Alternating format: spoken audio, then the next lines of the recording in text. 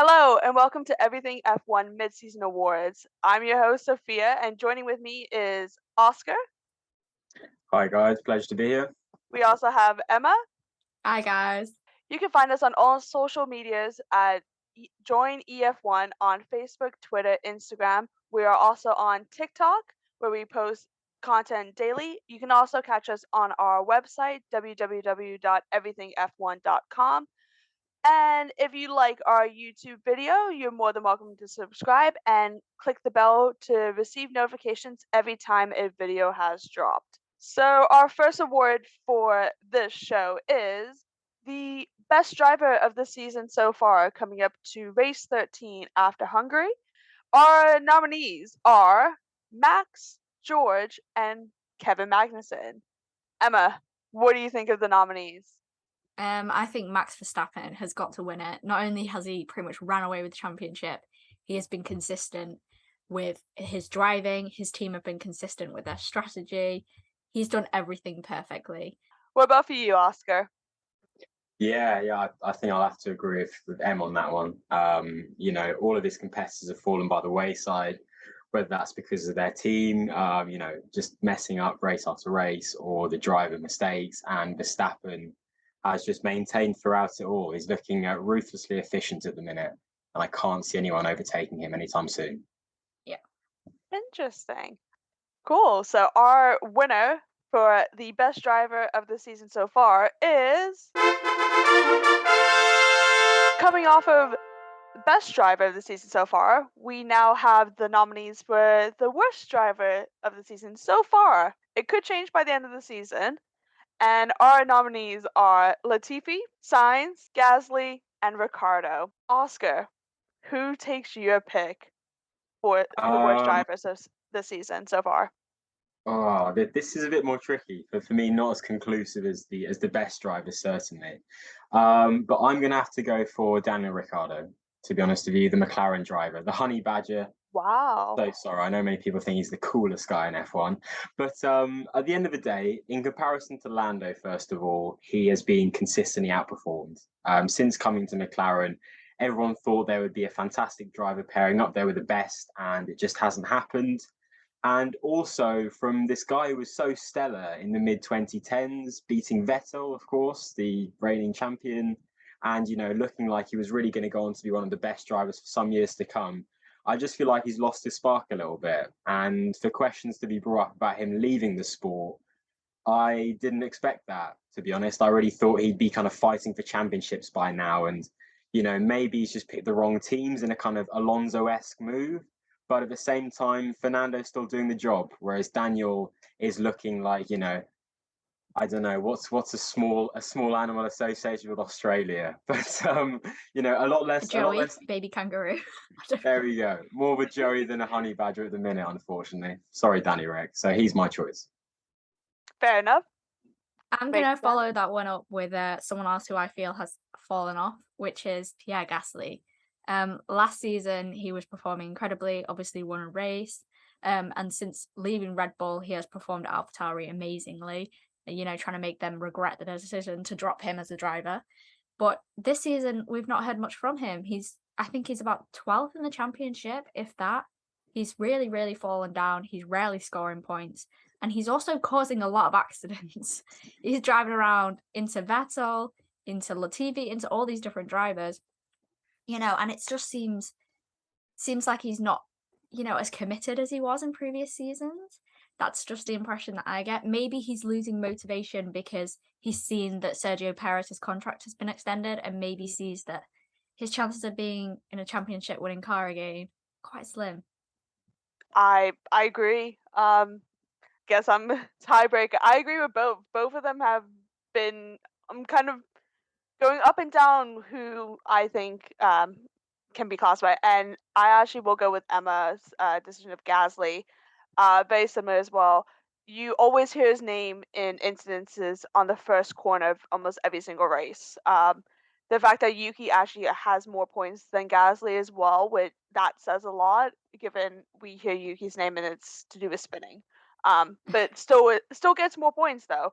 Maybe certain races obviously a lot higher. But yeah, he's just not performing well. And even at the start of the season, when there was still potentially a seat open at Red Bull, he just wasn't performing. He made rookie mistakes. Mistakes I probably seen a first year driver, second year driver, but not somebody that's been in F1 for as many years as he has. But we'll see. Obviously, he might come back after this break better than ever. And that's the same for all the nominees as well.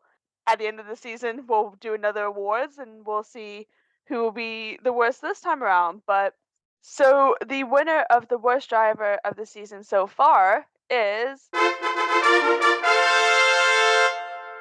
right. Our next award is the best spin of the season.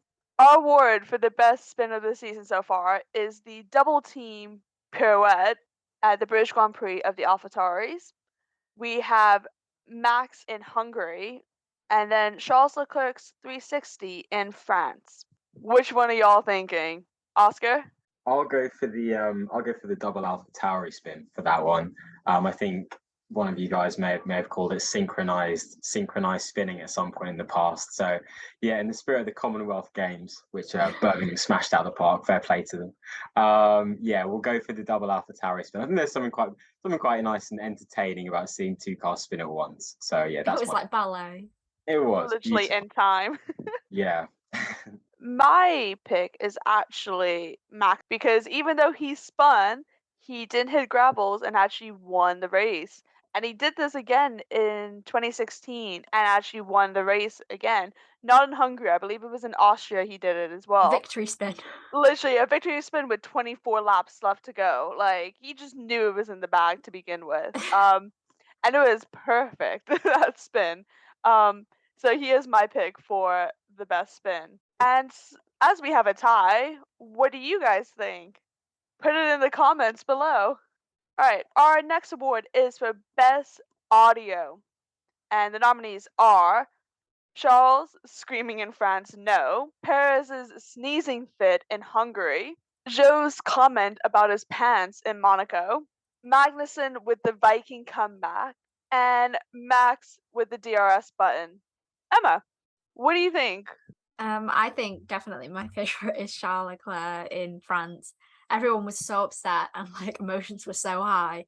And then you suddenly heard this like piercing scream, which I imagine people in the audience could hear. It was so loud. It literally sent chills down my spine when I was listening to that because the emotion was high. He was really, really upset with himself. I think, he did think that it was his fault, whether it was or not sure. But at the time, he was 100% taking blame for it and was obviously really, really frustrated with himself. And I just think nothing really beats that. It was so high pitched as well. I was like, okay, we're gonna have to take the headphones out for that one. But I've listened to it over and over again. And the poor guy, I mean, if there's ever a radio that can be perfect for making memes, it's that one. Literally. What about for you, Oscar? What do you think is the best radio? Yeah, I enjoyed Leclerc's screams as well. We can't beat seeing Ferrari crumbling before our eyes, can we? To be fair, so that was yeah, that was a bit of a shame for Charles, but I'm going to go for Zoe in Monaco. The I Need New Pants, which I thought was just pretty funny and also kind of sums up the life of an F1 driver. That you're in rainy conditions going for an overtake, the back end slips out on you, and all you can muster over the radio is a very calm, I need some new pants. I mean, that's pretty impressive stuff. Like, you know what I mean? In that situation, I really wouldn't know what to say. I'd probably be speechless and go into shock. So pretty funny to see them use these kind of quite humorous terms in such kind of dangerous situations all the time. But that's the cool and calm life of an F1 driver. So that's my choice. Now I'm torn because I don't want to keep it as a three-way tie again, but I find Max's DRS button, the conversation going back and forth with him and Christian about opening and pressing the button once and trying to press it multiple times. Again, another audio that is very used commonly in memes is that one. I think I've seen a few ones about people like opening like cans or twisting or like pressing the button once when it should be like holding it down. Yeah, even after the race as well, talking about it or after qualifying, like his conversation about it, he was just so angry. And then Yeah. the next day on the Sunday race, it was no problem, no issues. Yeah, But because he I was think pressing it somebody, once, probably. yeah, I think somebody made a comment on like the team radio to him that we probably didn't see, saying, "Remember, press it once. Don't Yeah. hold it down. Just press it once." I think it just shows that obviously his emotions were heightened. He really wanted to win that race, and he couldn't afford to have a problem like that. You know. So, our winner for the best team radio is. Following on the topic of radios, we have our next award, which is the most profanity used by a driver. This is most likely on the radios or in the cool down rooms before they had that big sign on the screen saying, please do not use profanity. So our nominees are Yuki, Lance, Sebastian Vettel, and Max. Oscar, who takes your pick? So I can't really remember like a great deal of profanity this season, not really sticking in my mind too much, but I feel like Lance Stroll has become kind of quite whiny and using a few more kind of always been a little bit whiny. I guess that's what happens when your dad buys you an F1 team. But Oscar, you have no chill this video. yeah, You still got the coming in violence with a turned bang. on. Honestly, it's Thursday. It's coming into weekend vibes very swiftly. But yeah, Lance Stroll, I feel like, has been using a few more expletives recently, so I'm going to go with him as my choice. Okay. Emma?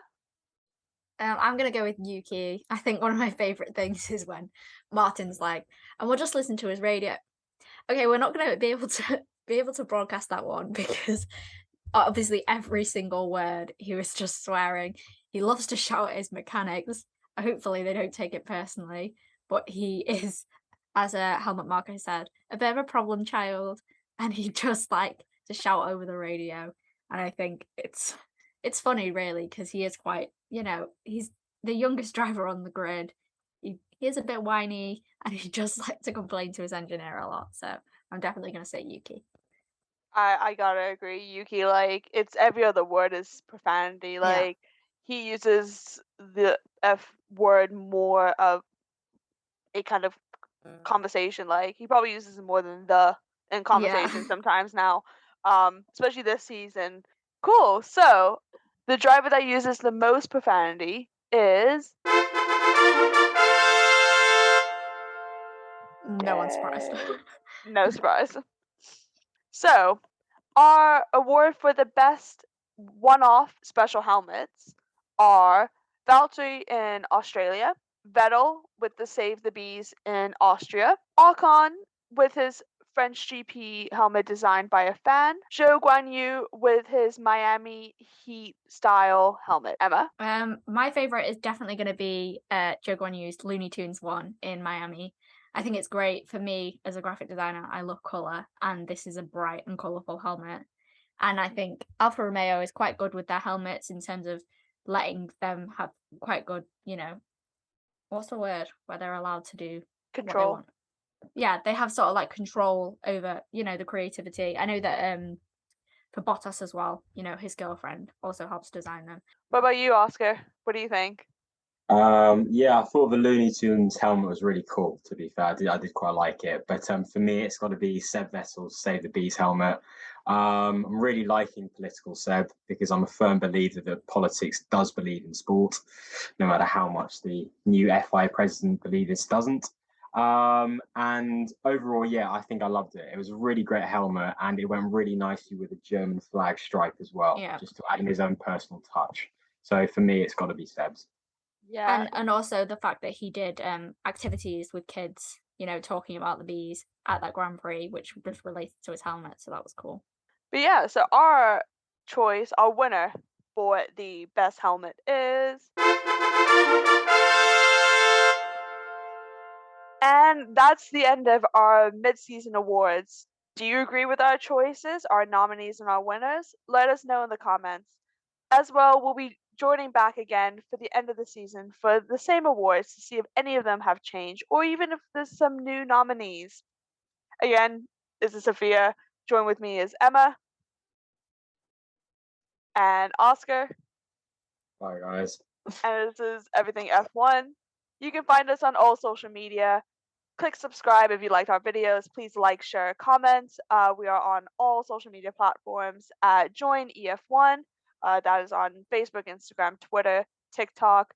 We have our website, www.everythingf1, where we post content on a daily basis. And it's not just F1, we also do other races such as F2, F3, and IndyCar. Join us again for a few more videos, and goodbye!